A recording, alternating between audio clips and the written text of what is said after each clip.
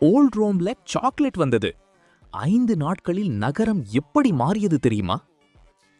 டே 1. ஒரு சிறிய பெட்டி திறக்கப்படுகிறது. அதுக்குள் கருப்பு இனிப்பு. முதலில் சாப்பிடுபவர்களின் முகத்தில் ஒரு புதுசான மகிழ்ச்சி தெரிகிறது.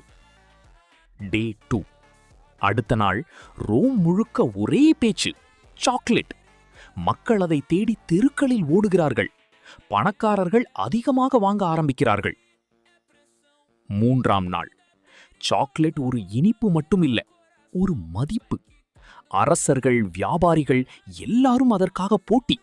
சில இடங்களில் போலியானதும் தோன்றுகிறது. டே 4.